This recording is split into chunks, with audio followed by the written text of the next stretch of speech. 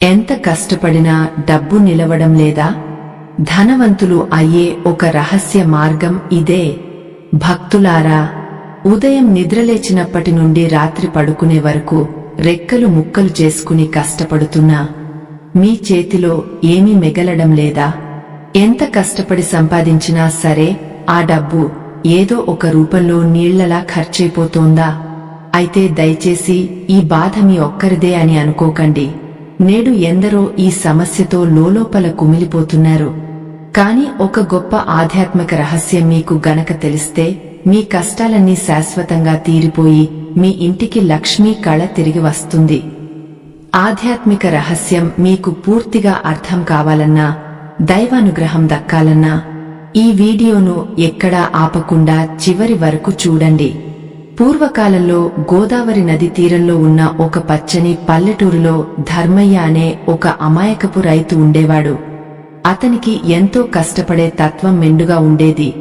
రోజూ తెల్లవారుజామునే కోడి కూయకముందే నిద్రలేచి తన పొలానికి వెళ్లేవాడు. రోజంతా ఎండనక వాననక చెమటూర్చి తన భూమిలో పనిచేసేవాడు. అతని కష్టానికి తగినట్లుగానే పంటలు బాగానే పండేవి. చేతికి డబ్బు కూడా బాగానే వచ్చేది. కాని ఆ డబ్బు ఏనాడు అతని ఇంట్లో నిలబడేది కాదు. ఏదో ఒక అనారోగ్యం రావడమో లేక ఇంకేదో అనుకోని కష్టం రావడమో జరిగే డబ్బులన్నీ ఖర్చయిపోయేవి. తాను ఎంత కష్టపడినా ఏమాత్రం ప్రయోజనం లేకపోవడంతో పాపం ధర్మయ్య గుండెల్లో తీరని ఆవేదన రోజురోజుకు పెరిగిపోసాగింది. నా సంపాదన అంతా ఇలా గాలిలో ఆవిరైపోతుంటే నా కుటుంబం ఏమైపోవాలి, వాళ్లని ఎలా పోషించుకోవాలి అని అతను కన్నీరు మున్నీరుగా విలపించేవాడు. భార్యాపిల్లల కడుపు నింపడానికి కూడా ఒక్కోసారి ఊర్లో వాళ్ల దగ్గర అప్పులు చేయాల్సిన దుస్థితి అతనికి దాపురించింది. డబ్బు అసలు నిలవకపోవడానికి గల కారణమేమిటో అతనికి రాత్రులు నిద్రపోకుండా ఆలోచించినా ఏమాత్రం అర్థం కాలేదు. ఈ కష్టాలు తీరే దారి కనిపించక అతను రోజురోజుకు మానసికంగా కృంగపోసాగాడు. ఒకరోజు మధ్యాహ్నం ధర్మయ్య తన పొలంలో ఒక పెద్ద మర్రి చెట్టు కింద కూర్చుని తన దురదృష్టాన్ని తలుచుకుని ఎవరికీ చెప్పుకోలేక వెక్కి వెక్కి ఏడుస్తున్నాడు. అప్పుడే దేవుడు పంపినట్లుగా అటుగా ఒక వృద్ధ సాధువు నడుచుకుంటూ వచ్చాడు. ఆ సాధువు ముఖంలో ఎంతో ప్రశాంతత, ఆయన కళ్లలో ఏదో తెలియని దివ్య తేజస్సు ఉట్టిపడుతున్నాయి. ధర్మయ్య ఏడుపు విన్న ఆ సాధువు ఆగిపోయి మెల్లగా అతని దగ్గరకు వచ్చి, నాయనా, ఎందుకు అంతలా ఆవేదన చెందుతున్నావు?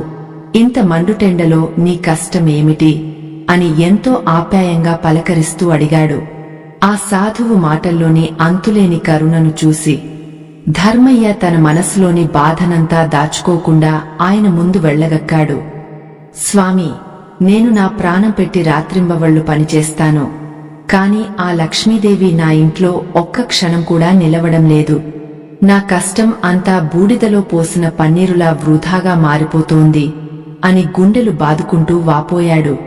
అప్పుడు ఆ సాధువు ఒక చిన్న చిరునవ్వు నవ్వి ధర్మయ్య భుజం తట్టి ఓదార్పుగా సముదాయించాడు. నాయనా, డబ్బు రావడం ఒక ఎత్తు అయితే వచ్చిన ఆ డబ్బు నిలవడం ఇంకో ఎత్తు. దానికి ఒక అదృశ్య రహస్యముంది అని చెప్పాడు. ఆ మాట వినగానే ధర్మయ్యకు పోయిన ప్రాణం తిరిగి లేచి వచ్చినంత పనైంది. స్వామి, ఆ రహస్యం ఏమిటో దయచేసి నాకు వివరంగా చెప్పండి. నేను నా కుటుంబాన్ని పోషించుకోవాలి, ఊర్లో వాళ్ల అప్పుల బాధ నుండి త్వరగా బయటపడాలి అని ఆ సాధువు కాళ్లపై దండం పెడుతూ పడ్డాడు. సాధువు అతన్ని 2 చేతులతో పైకి లేపి, నాయనా, మన పెద్దలు ఒక గొప్ప మాట చెబుతారు. కుండకు చిల్లు ఉంటే మనం ఎంత నీరు పోసినా అది నిండదు అని. అలాగే నీ సంపాదనకు కూడా ఎక్కడో ఒక చిల్లు పడింది అని ఎంతో గంభీరంగా అన్నాడు. సాధువు అన్న ఆ మాటలకు ధర్మయ్య ఎంతో ఆశ్చర్యపోతూ, నా సంపాదనకు చిల్లు పడటం ఏమిటి స్వామి? మీరు చెబుతున్నది నాకు ఏమాత్రం అర్థం కావడం లేదు అని ముఖం మార్చుకుని అమాయకంగా అడిగాడు. అప్పుడు సాధువు తన ముఖం తీవ్రంగా మార్చుకుని, నాయనా, లక్ష్మీదేవి స్వభావం ఎంతో చంచలమైనది. ఆమె ఒక చోట స్థిరంగా నిలవాలంటే కేవలం మన కష్టం మాత్రమే సరిపోదు సుమా. దానికి సరైన మార్గదర్శకత్వం, ఎంతో ధర్మబద్ధమైన ప్రవర్తన చాలా అవసరం. పురాణాల్లో సోమదత్తుడు అనే ఒక వ్యాపారి కథ వింటే నీకు ఈ విషయం చాలా స్పష్టంగా అర్థమవుతుంది అని చెప్పడం మొదలుపెట్టాడు. సోమదత్తుడు ఎంతో పెద్ద పలుకుబడి ఉన్న వ్యాపారి. అతనికి అపారమైన సిరి సంపదలు ఉండేవి. కాని అతనికి ఒక పెద్ద లోపం ఉంది.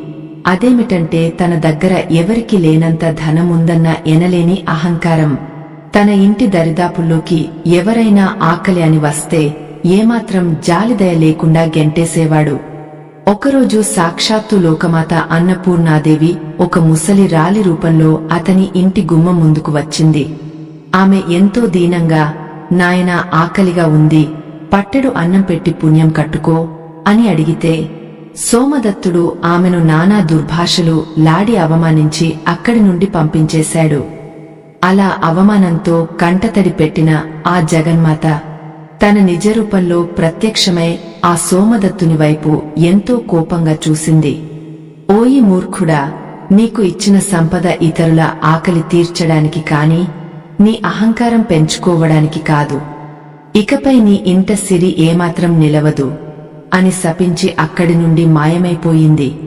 ఆ రోజు రాత్రి నుండే ఆ సోమదత్తుని జీవితంలో అనుకోని ఘోరమైన కష్టాలు మొదలయ్యాయి. సముద్రంలో వ్యాపారం కోసం వెళ్లిన అతని పడవలు పెద్ద పెద్ద తుఫానులలో చిక్కుకుని ముక్కలు ముక్కలుగా విరిగిపోయి నీళ్లలో మునిగిపోయాయి.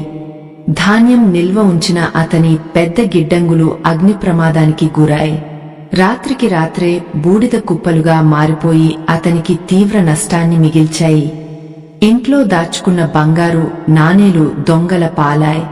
అతను కట్టుబట్టలతో వీధిన పడే అత్యంత దయనీయమైన పరిస్థితి వచ్చింది. ఎంత గొప్ప ధనవంతుడైనా సరే ఆ భగవంతుని అనుగ్రహం లేకపోతే కొద్ది రోజుల్లోనే బిచ్చగాడిగా మారిపోతాడని ఆ సోమదత్తునికి అప్పుడు అర్థమై కన్నీరు మున్నీరుగా విలపించాడు. ఈ పురాణ గాథను శ్రద్ధగా విన్న ధర్మయ్యకు ఒక్కసారిగా ఒళ్ళు గగుర్పెడిచి తన కళ్లమ్మట ధారాపాతంగా నీళ్లు తిరిగాయి. స్వామి, మీరు చెప్పిన కథ వింటుంటే నా గుండె తరుక్కుపోతోంది. కాని నేను ఏనాడు ఎవరికి ద్రోహం చేయలేదే. మరి నాకెందుకు ఇలా అడుగడుగునా నష్టాలు వస్తున్నాయి? నా సంపాదన ఎందుకు హారతి కర్పూరంలా కరిగపోతోంది అని ఎంతో దీనంగా ఆ వృద్ధ సాధువును అడిగాడు. నాయనా ధర్మయ్య, దానం చేయడం గొప్ప లక్షణమే. కాని నువ్వు తెలియక చేసే ఒక చిన్న పెరపాటు వల్లే నీ సంపాదనకు పెద్ద చిల్లు పడింది. ఉడతా భక్తిగా నువ్వు చేసే దానధర్మాలు నిన్ను కాపాడుతున్నాయి. కాని పితృదేవతలను మర్చిపోవడం అనే మహాపాపం నిన్ను వెన్నాడుతూనే ఉంది. మన పెద్దలు ఎప్పుడూ ఒక సామెత చెబుతారు, ఏరు దాటాక బోడి మల్లయ్య అన్నట్లుగా అవసరం తీరాక దేవుణ్ణి మర్చిపోకూడదు అని అంటారు.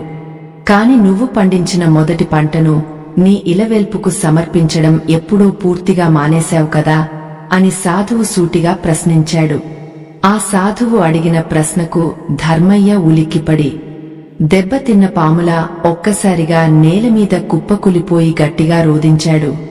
అవును స్వామి, మీరు చెప్పింది అక్షరాల నిజం. నా చిన్నతనంలో మా తాతయ్య ఎప్పుడూ మొదటి పంటను మా కులదైవానికి ఎంతో భక్తితో సమర్పించేవాడు. కాని రాను రాను నా అవసరాలు పెరిగిపోయి ఆ దేవుడికి ఇవ్వాల్సిన భాగాన్ని కూడా నేనే స్వార్థంతో వాడుకోవడం మొదలుపెట్టాను. ఆ చిన్న పొరపాటే నా పాలిట ఇంత పెద్ద శాపంగా మారుతుందని నేను కలలో కూడా ఊహించలేదు అని తప్పు తెలుసుకుని గుండెలు పగలేలా ఏడ్చాడు. బాధపడకు నాయనా, తప్పు తెలుసుకోవడం ప్రాయశ్చిత్తంలో సగం లాంటిది. నీ మనస్సు ఇప్పుడు గంగాజలంలాగా ఎంతో పవిత్రంగా మారింది. కాని నీ ఇంటికి పట్టిన ఈ దరిద్రం శాశ్వతంగా పోవాలంటే, ఆ కులదైవం కోపం చల్లారాలంటే నువ్వు వెంటనే ఒక రహస్యమైన పరిహారం చేయాలి. అది సామాన్యమైన పరిహారం కాదు. ఎంతో నిష్టగా ప్రాణం పెట్టి చేస్తేనే దాని పూర్తి ఫలితం నీకు దక్కుతుంది. ఆ పరిహారం ఏమిటో, దానికి కావాల్సిన మూలికలు ఏమిటో నేను నీకు వివరంగా చెబుతాను, ఎంతో శ్రద్ధగా విను అంటూ ఆ సాధువు చెప్పడం ప్రారంభించాడు. లక్ష్మీదేవి ఎప్పుడూ పరిశుభ్రమైన చోట, కృతజ్ఞత ఉన్న ఇళ్లలో మాత్రమే ఎంతో ఇష్టంగా కొలువై ఉంటుంది అని నువ్వు గ్రహించాలి. నీ సంపాదనలో ఎంతో కొంత భాగాన్ని నిస్వార్థంగా ఖర్చు చేసినప్పుడే ఆ ధనానికి ఒక సార్థకత చేకూరుతుంది అని పెద్దలు ఎప్పటినుంచో చెబుతున్నారు. ఆ దేవుడికి ఇచ్చేది ఎప్పుడు కూడా ఒక పెట్టుబడిగా చూడకూడదు. అది మన బాధ్యతగా భావించి సంతోషంగా సమర్పించుకోవాలి. రేపు ఉదయం సూర్యోదయానికి ముందే నువ్వు నిద్రలేచి తలస్నానం చేసి ఒక పవిత్రమైన పనికి శ్రీకారం చుట్టాలి అని సాధువు హెచ్చరించాడు. ఈ మాటలు వింటున్న ధర్మయ్యకు తన భవిష్యత్తు మీద ఒక పెద్ద ఆశ చిగురించింది. తన కుటుంబం కష్టాలు ఇక తీరిపోతాయని మనసులో ఎంతో సంతోషించాడు. స్వామి, మీరు ఏది చెబితే అది నేను అక్షరాల పాటిస్తాను. ఆ పరిహారం ఏమిటో దయచేసి నాకు త్వరగా సెలవీయండి. నా ప్రాణం పోయినా సరే మీరు చెప్పిన ఆ నియమాలను నేను ఎట్టి పరిస్థితుల్లోనూ ఉల్లంఘించను అని చేతులు కట్టుకుని ఎంతో వినయంగా ఆ సాధువు ముందు నిలబడ్డాడు. అప్పుడు ఆ వృద్ధ సాధువు తన జోలెలో నుండి ఒక అద్భుతమైన వస్తువును మెల్లగా బయటకు తీశాడు. ఆ జోలెలో నుండి తీసిన వస్తువు సామాన్యమైనది కాదు. చూసేందుకు ఎంతో వింతగా ప్రకాశిస్తూ ఉంది. అది ఎంతో అరుదైన హిమాలయ పర్వతాల్లో, దట్టమైన అడవుల్లో మాత్రమే దొరికే ఒక పవిత్రమైన మూలిక. దానిని చూడగానే ధర్మయ్యకు ఏదో తెలియని ఒక ఆశాభావం మనసులో ఒక్కసారిగా పుట్టుకొచ్చింది. నాయనా, ఇది సంజీవని, అంతటి గొప్ప శక్తి ఉన్న అద్భుతమైన మూలిక. దీని పేరు స్వర్ణ బ్రాహ్మి. ఇది సాక్షాత్తు ఆ లక్ష్మీదేవికి ఎంతో ఇష్టమైన ప్రసాదం లాంటిది అని సాధువు ఎంతో గంభీరంగా చెప్పాడు. దీన్ని ఉపయోగించే విధానం ఎంతో నిష్టగా, ఎంతో పవిత్రంగా ఉండాలి సుమా. రేపు ఉదయం సూర్యుడు రాకముందే నిద్రలేచి తలస్నానం చేసి నీ పూజా గదిని పసుపు నీళ్లతో శుభ్రంగా కడుక్కోవాలి. ఆ తర్వాత పసుపు రాసిన ఒక స్వచ్ఛమైన పట్టు వస్త్రంలో ఈ పవిత్రమైన మూలికను భక్తిగా మూట కట్టాలి. అలా కట్టిన మూటను మీ కులదైవం పాదాల దగ్గర ఉంచి మనసారా కన్నీళ్లతో ప్రార్థిస్తూ పూజించాలి అని సాధువు అతనికి ఖచ్చితమైన నియమాలు వివరంగా తెలియజేశాడు. పురాణాల్లో కూడా ఈ మూలిక గురించి ఒక గొప్ప రహస్యం దాగ ఉంది అనేది చాలా మందికి తెలియదు. సాక్షాత్తు ఆ సిరి సంపదలకు అధిపతి అయిన కుబేరుడు కూడా తన అపారమైన సంపదను కాపాడుకోవడానికి ఈ మూలికనే పూజించాడని మన పురాణ శాస్త్రాలు చెబుతున్నాయి. ఇది గనక ఎవరి ఇంట్లో ఉంటే అక్కడ ఎటువంటి చెడు శక్తులైనా సరే ఇట్టే మాయమైపోతాయి. అలా చెడు అంతా పూర్తిగా మాయమైపోయి మీ ఇంట్లో పచ్చని సిరి సంపదలు తాండవిస్తాయని ఆయన ధర్మయ్యకు ఎంతో ధైర్యం చెప్పాడు. భక్తులారా, మీరు కూడా మీ జీవితంలో పడుతున్న ఈ ఆర్థిక కష్టాలు తీరిపోయి ఆ లక్ష్మీదేవి కరుణ పూర్తిగా కలగాలని కోరుకుంటున్నారా? అయితే మీ మనసులో ఉన్న ఇలవేల్పు ఎవరైనా సరే ఆ దేవుడి పేరును కింద వ్యాఖ్యల రూపంలో రాసి తెలియజేయండి. మీరు రాసే ఆ ఒక్క చిన్న మాట మీ జీవితంలో రేపు ఒక గొప్ప సానుకూలమైన మార్పు తీసుకురావచ్చు.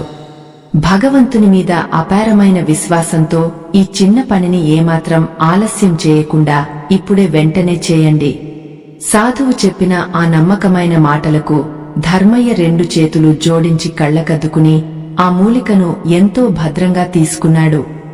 స్వామి, నా ప్రాణం ఉన్నంత వరకు మీరు చేసిన ఈ గొప్ప మేలు నేను ఎప్పటికీ మర్చిపోను. కష్టాల్లో ఉన్న నా కుటుంబాన్ని, నా పసిపిల్లలను ఆ దేవుడే మీ రూపంలో వచ్చి ఆదుకుని కాపాడాడు అంటూ ఆయన కాళ్ల మీద పడి వెక్కి వెక్కి కన్నీళ్లు పెట్టుకున్నాడు. సాధువు అతన్ని నిండు మనసుతో ఆశీర్వదించి మెల్లగా అక్కడి నుండి ఎవరికీ కనిపించకుండా మాయమైపోయాడు.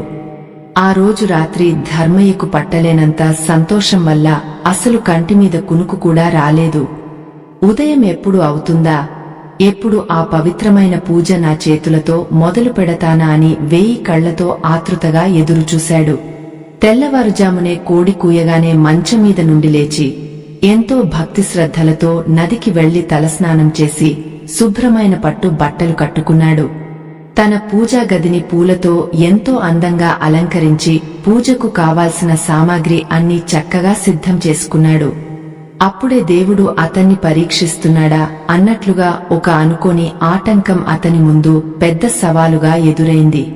పూజ కోసం రాత్రి ఎంతో భద్రంగా సిద్ధం చేసుకున్న ఆ పసుపు గుడ్డ ఎక్కడా కనిపించకుండా మాయం అయిపోయింది. ఇల్లంతా మూలమూలలా వెతికినా అది దొరకకపోవడంతో అతని గుండెల్లో ఒక్కసారిగా భయంకరమైన గుబులు మొదలైంది. సమయం చూస్తే గీచిన గీతలా మించిపోతోంది. సూర్యోదయం కాకముందే ఆ మూలికను తీసుకెళ్లి దేవుని పాదాల దగ్గర సమర్పించాలి. ఏం చేయాలో ఏమాత్రం పాలుపోక అతను మళ్లీ కళ్ళు మూసుకుని దేవుని ముందు నిలబడి ప్రార్థించడం మొదలుపెట్టాడు. మనస్ఫూర్తిగా ప్రార్థిస్తే భగవంతుడు తప్పకుండా దారి చూపుతాడు అన్నమాట ధర్మయ్య విషయంలో అక్షరాలా నిజమైంది. సరిగ్గా అదే సమయానికి అతని భార్య కమల పరుగు పరుగున ఆ పూజా గదిలోకి ఆయాసపడుతూ వచ్చింది. ఆమె చేతిలో ఎంతో పవిత్రమైన ఎర్రటి కుంకుమ, అలాగే ఒక కొత్త స్వచ్ఛమైన పసుపు రంగు వస్త్రం భద్రంగా ఉన్నాయి. అది చూడగానే ధర్మయ్య ప్రాణం లేచి వచ్చినట్లుగా ఊపిరి పీల్చుకుని గట్టిగా దేవుడికి 2 చేతులెత్తి దండం పెట్టుకున్నాడు. ఆమె ఆ పసుపు వస్త్రాన్ని ధర్మయ్య చేతికి ఇస్తూ ఎంతో ఆతృతగా ఒక ముఖ్యమైన మాట అతనికి చెప్పింది. ఏమండి, నిన్న రాత్రే నాకు ఏదో తెలియని కల వచ్చి ఈ పసుపు బట్టను పక్కన దాచిపెట్టాను. ఇదిగో ఈ కుంకుమ కూడా అమ్మవారి గుడి నుండి నిన్ననే ప్రత్యేకంగా తెచ్చాను, పూజలో వాడండి అని ఆమె చెప్పింది.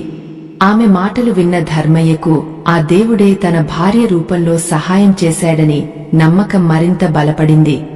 వెంటనే పూజను అంకితభావంతో మొదలు పెట్టడానికి అంతా మళ్లీ సిద్ధం చేసుకుని ఆ మూలికను చేతిలోకి తీసుకున్నాడు. ఆ పవిత్రమైన స్వర్ణ బ్రాహ్మి మూలికను తన భార్య ఎంతో ప్రేమగా ఇచ్చిన స్వచ్ఛమైన పసుపు వస్త్రంలో ఉంచి ఎంతో భక్తి శ్రద్ధలతో పసుపు కుంకుమ బొట్లు పెట్టి ఒక అందమైన చిన్న మూటగా గట్టిగా కట్టాడు.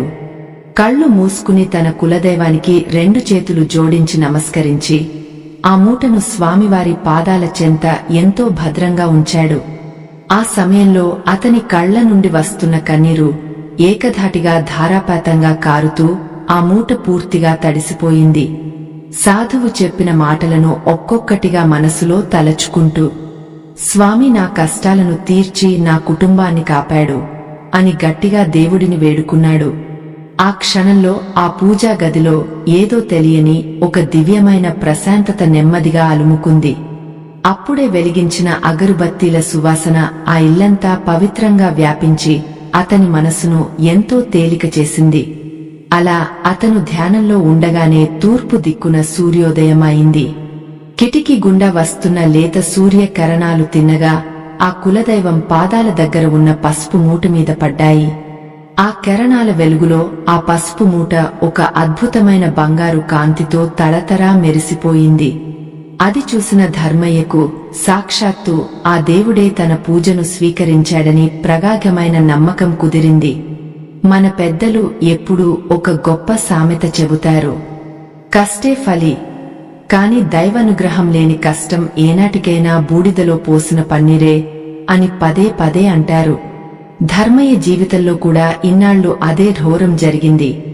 కాని ఇప్పుడు ఆ దేవుడి దయ పూర్తిగా తోడు కావడంతో పరిస్థితులు మొత్తం మారిపోయాయి. నిస్వార్థంగా కష్టపడే గుణానికి నికార్సైన దైవ భక్తి గనక తోడైతే ఇక ఆ మనిషిని ఆపడం ఎవరి తరం కాదు, ఆకాశమే హద్దు అవుతుంది. పురాణాల్లో కూడా ఇలాంటి సంఘటన ఒకటి మనకు స్పష్టంగా కనిపిస్తుంది. ఒకసారి సత్రాజిత్తు అనే మహారాజు సూర్య భగవానుని కోసం తీవ్ర తపస్సు చేసి సమంతక మణిని పొందుతాడు. ఆ మణి రోజుకు ఎంతో అపారమైన బంగారాన్ని ఇచ్చే ఒక అద్భుతమైన వరం లాంటిది. కాని ఆ మణిని ఎంతో పవిత్రంగా పూజించి కాపాడుకున్నన్ని రోజులే ఆ రాజ్యం సుభిక్షంగా పచ్చగా ఉంటుంది. ఎప్పుడైతే సత్రాజిత్తు మనసులో అహంకారం ప్రవేశించి ఆ మణికి సరైన పూజలు చేయడం మానేశాడో అప్పుడే ఆ మణి కూడా అనుకోకుండా చోరీకి గురై ఆ రాజ్యంలో పెద్ద అల్లకల్లోలం సృష్టించింది. అంటే మనకు సంపద రావడం ఎంత ముఖ్యమో వచ్చిన దాన్ని నిలబెట్టుకునే కృతజ్ఞతా భావం కలిగి ఉండటం అంతకంటే ముఖ్యం. ధర్మయ్య కూడా ఇన్నాళ్లు తన స్వార్థంలో పడి ఇలవేల్పును మర్చిపోయాడు కాబట్టే ఆ దారిద్ర్యం పట్టి పీడించింది. కాని ఇప్పుడు ఆ దైవాంశ సంభూతుడైన వృద్ధ సాధువు దయ వల్ల అతనికి తన తప్పు పూర్తిగా తెలిసివచ్చింది. మన కులదైవాన్ని మర్చిపోవడం అంటే మన మూలాలను బ్రతికుండగానే మర్చిపోవడమే అని అతనికి గట్టిగా బోధపడింది. పూజ అంతా ప్రశాంతంగా పూర్తయిన తర్వాత ఆ పవిత్రమైన మూటను తీసి తన ఇంటి గుమ్మానికి ఎంతో భక్తిగా కట్టాడు. ఆ క్షణం నుండి అతని గుండెల్లో గూడు కట్టుకున్న భయం, ఆందోళన అన్ని గాలికి ఎగిరిపోయి కొత్త ధైర్యం వచ్చింది. ఆ రోజు నుండి ధర్మయ్యలో మునుపటి ఆవేదన కాని, అలసట కాని ఏమాత్రం కనిపించలేదు. రెట్టించిన ఉత్సాహంతో తన పొలానికి వెళ్లి ఉదయం నుండి సాయంత్రం వరకు మళ్లీ కష్టపడటం మొదలుపెట్టాడు. కాని ఈసారి అతను పడిన కష్టానికి తగిన అద్భుతమైన ప్రతిఫలం అతనికి ఏ ఆటంకం లేకుండా రావడం మొదలైంది. ఇంట్లో అనవసరమైన దరిద్రపు ఖర్చులు తగ్గిపోయి ప్రశాంతత తిరిగి వచ్చి అతని భార్యాపిల్లలు సంతోషంగా నవ్వడం ప్రారంభించారు. ప్రియమైన భక్తులారా, ఇలాంటి ఎన్నో పురాణ రహస్యాలను, అద్భుతమైన ఆధ్యాత్మిక విషయాలను మీ ముందుకు తీసుకురావడానికి మేము రాత్రింబవళ్లు ఎంతో శ్రమ పడుతున్నాము. ఈ అమూల్యమైన సమాచారాన్ని సేకరించి వీడియోలుగా మలచడానికి చాలా కష్టంతో పాటు కొంత ఖర్చు కూడా తప్పనిసరిగా అవుతుంది. స్క్రీన్ మీద కనిపిస్తున్న మా స్కానర్ ద్వారా మీకు తోచిన చిన్న సహాయం చేసి మమ్మల్ని ప్రోత్సహించండి. మీరు చేసే ఈ చిన్న సాయం మాకు మరింత ఉత్సాహాన్నిచ్చి ఇలాంటి మంచి వీడియోలు మరిన్ని చేయడానికి ఎంతో అండగా నిలుస్తుంది. ఆ రోజు సాయంత్రం ధర్మయ్య పొలంలో తన పనులన్నీ త్వరగా ముగించుకుని ఎంతో సంతోషంగా పాట పాడుకుంటూ ఇంటికి తిరిగి వస్తుండగా దారిలో అతనికి ఎంతో విచిత్రమైన ఊహించని సంఘటన ఒకటి ఎదురైంది. ఊరి చివర దట్టమైన చెట్ల మధ్య ఉన్న పాత పాడుబడిన శివాలయం దగ్గర ఎవరో ఒక గుర్తు తెలియని వ్యక్తి రక్తపు మడుగులో స్పృహ తప్పి పడి ఉన్నాడు. ప్రాణాలు అరచేతిలో పెట్టుకుని భయపడుతూనే మెల్లగా అతని దగ్గరికి వెళ్లి ఆ వ్యక్తి ముఖం చూసిన ధర్మయ్య ఒక్కసారిగా ఉలిక్కిపడి గుండె ఆగిపోయినంత పనే అడుగు వెనక్కి వేశాడు. ఆ స్పృహ తప్పి రక్తపు మడుగులో అనాథలా పడి ఉన్న వ్యక్తి మరెవరో కాదు, ఆ ఊరి పక్కనే ఉన్న గంగాపురంలోని అత్యంత క్రూరమైన వడ్డీ వ్యాపారి వీరభద్రం. అతనికి డబ్బు అంటే ఎంత పిచ్చి అంటే పేదవాళ్ల రక్తం పీల్చి వాళ్ల భూములు అన్యాయంగా లాక్కునే అత్యంత కర్కశమైన రాక్షసుడు. గతంలో ధర్మయ్య పసివాడు ప్రాణాపాయ స్థితిలో ఉంటే ఆస్పత్రి ఖర్చుల కోసం ఈ వీరభద్రం దగ్గరికే వెళ్లి కన్నీళ్లతో అప్పు అడిగాడు. కాని వాడు ఏమాత్రం జాలి లేకుండా ధర్మయ్యను అవమానించి తన ఇంటి గుమ్మం నుండి మెడపట్టి బయటకు గెంటేశాడు. అలాంటి పరమ దుర్మార్గుడు ఇప్పుడు ఇలా ఎవరికి దిక్కులేని వాడిలా ప్రాణాపాయ స్థితిలో పడి ఉండటం చూసి ధర్మయ్యకు ఒక్క క్షణం ఏమీ అర్థం కాలేదు. నా కొడుకు చావుకు కారణం అవ్వబోయిన వీడికి నేను ఎందుకు సాయం చేయాలి? వీడి పాపమే వాడికి ఈరోజు ఇలా శాపంగా మారింది అని ధర్మయ్య మనసులో ఒక క్షణం కోపం కట్టలు తెంచుకుంది. తన దారిన తను వెళ్లిపోదామని వెంటనే అక్కడి నుండి వెనక్కి తిరిగి తన ఇంటివైపు వేగంగా నడవడం మొదలుపెట్టాడు. కాని 4 అడుగులు వేయగానే ఆ వృద్ధ సాధువు చెప్పిన అద్భుతమైన మాటలు అతని చెవుల్లో ఒక్కసారిగా మార్మోగాయి. లక్ష్మీదేవి ఎప్పుడూ దయాగుణమున్న ఇళ్లలోనే కొలువై ఉంటుంది నాయనా. కోపం మరియు పగ ఉన్న చోట ఎంత సిరి ఉన్నా అది నిలబడదు అని ఆ సాధువు అన్న మాటలు అతన్ని తీవ్రంగా ఆలోచింపజేశాయి. క్షమాగుణం అనేది లక్ష్మీ కటాక్షానికి అతి ముఖ్యమైన మెట్టు అని మన పురాణాలు ఎప్పటినుంచో ఘోషిస్తున్నాయి అనే విషయం అతనికి బాగా గుర్తుంది. మనసును కుదుటపరుచుకుని తన పాత పగను పక్కన పెట్టి వెంటనే ఆ వీరభద్రం దగ్గరికి పరుగున వెళ్లి అతని ప్రాణాలు నిలబెట్టాలని గట్టిగా నిశ్చయించుకున్నాడు. తన భుజం మీద ఉన్న మురికి తువాలును 2గా చించి వాడి గాయాలకు గట్టిగా కట్టుకట్టి రక్తం బయటకు రాకుండా వెంటనే ఆపాడు. ఆ తర్వాత ఎంతో కష్టపడి ఆ బరువైన దేహాన్ని తన భుజాలపై వేసుకుని చీకటి పడుతున్నా లెక్క చేయకుండా తన ఇంటికి మోసుకు వెళ్లాడు. ధర్మయ్య భార్య కమల ఆ దుర్మార్గుడిని చూసి మొదట ఎంతో భయపడినా తన భర్త తీసుకున్న నిర్ణయానికి ఎదురు చెప్పకుండా వెంటనే వేడి నీళ్లు, పసుపు తీసుకుని పరుగున వచ్చింది. ఇద్దరూ కలిసి రాత్రంతా నిద్రపోకుండా ఆ వీరభద్రానికి సపర్యలు చేసి అడవి మూలికల పసరు పట్టించి అతని ప్రాణాలు పోకుండా కాపాడారు. ఆ ఇంటి గుమ్మానికి కట్టిన పవిత్రమైన స్వర్ణ బ్రాహ్మి మూలిక ప్రభావం వల్ల ఆ ఇంట్లో ఎంతో సానుకూలమైన అద్భుత శక్తి ప్రవహిస్తూ ఉంది. ఆ మూలిక ఉన్న గుమ్మం దాటి లోపలికి రాగానే ఆ వీరభద్రం ఒంట్లో ఉన్న చెడు అంతా మెల్లగా హరించుకుపోవడం మొదలైంది. ఆ దైవ శక్తి వల్ల వాడి మనసులోని క్రూరత్వం అంతా పూర్తిగా కరిగిపోయి ఒక కొత్త మనిషిలా మారే ప్రక్రియ మొదలైంది. తెల్లవారుజామున మెల్లగా కళ్లు తెరిచిన వీరభద్రం చుట్టూ ఉన్న వాతావరణం చూసి ఒక్కసారిగా ఆశ్చర్యపోయి ఎక్కడ ఉన్నానా అని అయోమయపడ్డాడు. తన పక్కనే కుర్చీలో నిద్రపోకుండా కూర్చుని ఉన్న ధర్మయ్యను చూడగానే వాడికి గతమంతా ఒక్కసారిగా సినిమా రీలులా గుర్తుకు వచ్చింది. తాను ఒకప్పుడు ఘోరంగా అవమానించి గెంటేసిన ఒక పేద రైతు నేడు కక్ష సాధించే అవకాశం వచ్చినా తన ప్రాణాలు కాపాడటం చూసి వీరభద్రం గుండె పశ్చాత్తాపంతో కుమిలిపోయింది. వెంటనే మంచం మీద నుండి కిందకు దిగా ధర్మయ్య కాళ్లమీద పడి కన్నీరు మున్నీరుగా చిన్న పిల్లాడిలా వెక్కి వెక్కి ఏడవడం మొదలుపెట్టాడు. ధర్మయ్య, నేను డబ్బు మదంతో కళ్ళు మూసుకుపోయి నీకు ఎంతో ద్రోహం చేశాను. నేను చచ్చినా పాపం పోనివాడిని. కాని నువ్వు నా ప్రాణాలు కాపాడి నాకు అసలైన మనిషిగా ఎలా బతకాలో నీ దయాగుణంతో కళ్లకు కట్టినట్లు చూపించావు అంటూ 2 చేతులు జోడించి క్షమాపణ కోరాడు. ఆ సంఘటన చూస్తున్న కమలకు ఆ దేవుడి లీలలు ఎంత అద్భుతంగా ఉంటాయో అర్థమై చేతులెత్తి దండం పెట్టుకుంది. అప్పుడు ధర్మయ్య అతన్ని 2 చేతులతో పైకి లేపి, అంతా ఆ భగవంతుని దయ వీరభద్రం, నేను నిమిత్తమాత్రుడిని మాత్రమే అని ఎంతో వినయంగా సమాధానమిచ్చాడు. ఇలాంటి క్షమాగుణం వల్లే ధర్మయ్య ఇంట సిరి సంపదలు ఇక శాశ్వతంగా నిలబడతాయని ఆ కులదైవంపై నుండి దీవిస్తూ ఉన్నాడు. ఆ రోజు మధ్యాహ్నం ఆ ఊరి ప్రజలంతా వీరభద్రం మారిన తీరు చూసి ధర్మయ్య ఇంటి ముందు పెద్ద గుంపుగా చేరి ఆశ్చర్యంగా మాట్లాడుకుంటున్నారు. ఒకప్పుడు ఎవరిమీద ఏమాత్రం జాలిదయ లేకుండా ఒక కరుడుగట్టిన క్రూరమైన రాక్షసుడిలా ప్రవర్తించిన ఆ వడ్డీ వ్యాపారి వీరభద్రం ఇప్పుడు 2 చేతులు కట్టుకుని కన్నీళ్లు పెట్టుకుంటూ ధర్మయ్య ముందు ఒక సామాన్యుడిలా అంత వినయంగా నిలబడటం చూసి ఊరి జనం అంతా ముక్కున వేలేసుకుని ఎంతగానో ఆశ్చర్యపోతున్నారు. ఆ ఇంటి గుమ్మానికి ఎంతో పవిత్రంగా కట్టిన స్వర్ణ బ్రాహ్మి మూలిక అద్భుత శక్తి వల్లే ఆ కరుడుగట్టిన క్రూరమైన గుండె పూర్తిగా కరిగిపోయిందని ధర్మయ్యకు మనసులో అత్యంత స్పష్టంగా అర్థమైపోయింది. ఎవరైతే తమను కష్టపెట్టిన వారిని కూడా ఏమాత్రం పగ ప్రతీకారం లేకుండా మనసారా క్షమిస్తారో ఆ ఇంట సాక్షాత్తు ఆ మహాలక్ష్మి ఎప్పటికీ స్థార నివాసం ఏర్పరుచుకుంటుందని ఆనాడు ఆ వృద్ధ సాధువు చెప్పిన అద్భుతమైన మాటలు నేడు అక్షరాలా నిజమయ్యాయి. అందరి ముందు తలదించుకుని నిలబడిన వీరభద్రం తీవ్రమైన పశ్చాత్తాపంతో కన్నీరు తుడుచుకుంటూ ఒక సంచలనాత్మకమైన నిర్ణయం ఊరి జనాలందరికీ బహిరంగంగా ప్రకటించాడు.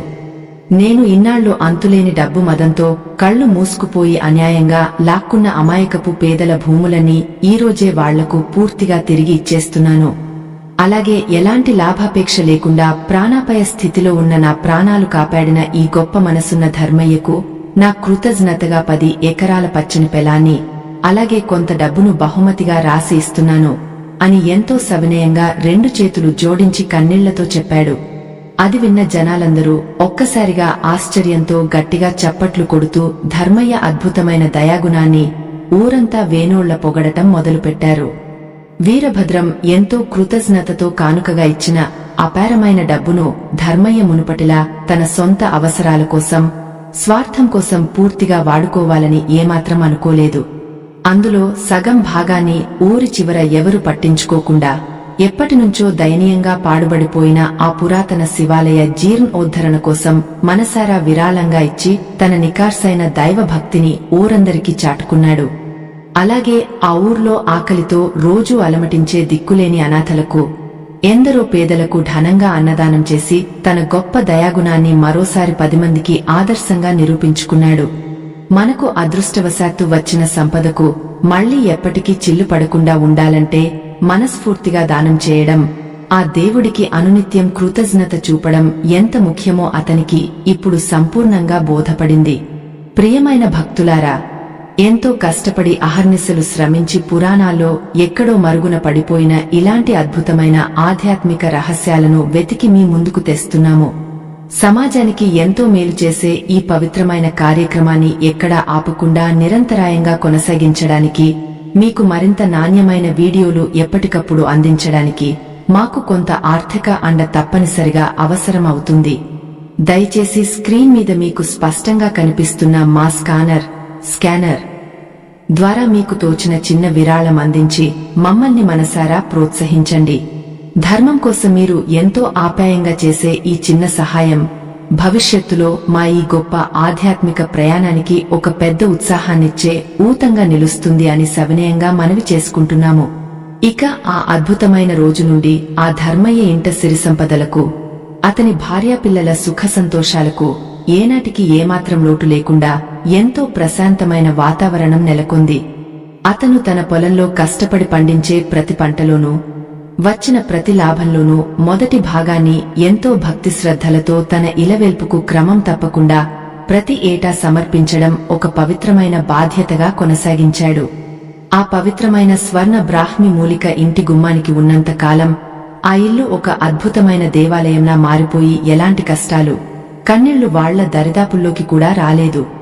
లక్ష్మీదేవి చంచలత్వాన్ని పూర్తిగా పారద్రోలి ఆ తల్లిని ఎల్లప్పుడూ స్థిరంగా ఇంట్లో ఉంచుకోవాలంటే ఒక మనిషిగా మనం ఎలా బతకాలో అతనికి బాగా తెలిసొచ్చింది.